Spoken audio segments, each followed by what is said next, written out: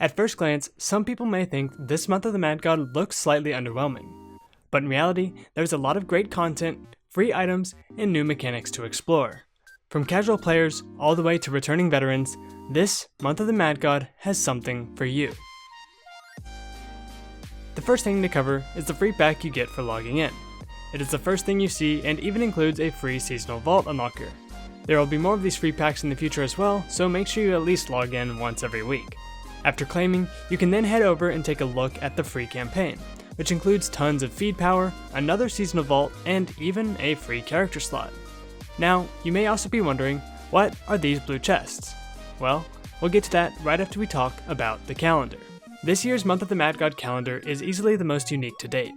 Other than the Keeper and Appetizer Realm events being predetermined, you, the player, gets to decide what events happen when. For this, there are 4 different disciplines, with one accounting for each week of the calendar.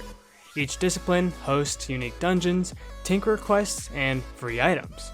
And to kick things off is the discipline Sniper, which has events for both advanced and normal Cogbold Steamworks, Parasite Chambers, UDL, D-Docks, and Mountain Temple, which honestly feels like the most underwhelming of all of the disciplines.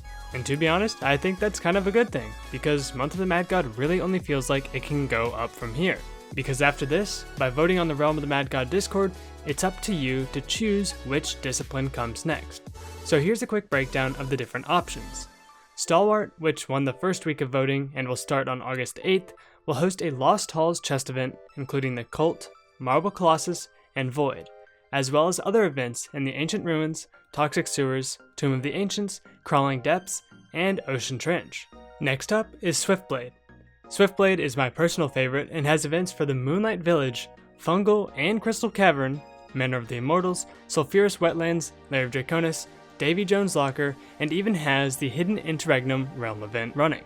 And last but not least is the Mage's Discipline, which will be hosting Shatters, Nest, Sprite World, Cursed Library, Puppet Master's Theater, and the Third Dimension. Then finally, after all 4 weeks have passed, every single discipline will become active at the same time.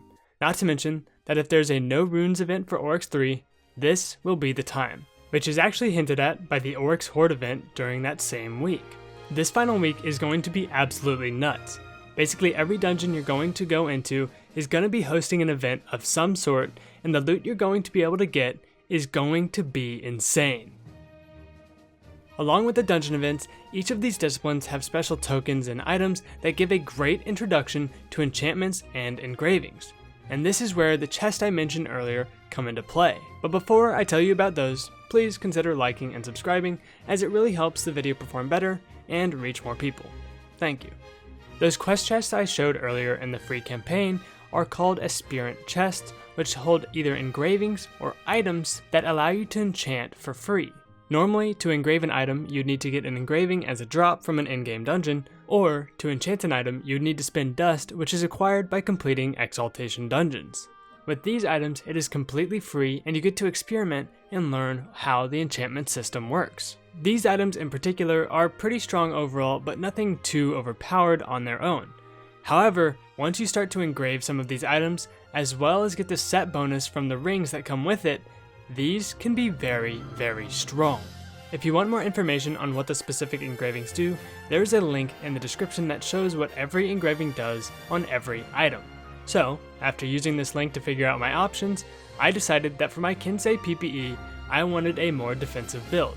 And by choosing the Ring of the Stalwart, engraving it, and equipping the other 2 set pieces, I was able to make an incredibly tanky set that suited the high-risk playstyle of a Kinsei. And for those of you who are disciples of DPS, well, you can engrave these items to fit that need too. With the start of Month of the Mad God, the full enchantment system was released as well, but that is going to be its own separate video. After warming up to the enchantment system a bit, and really understanding what the calendar is doing, this Month of the Mad God has actually been great so far.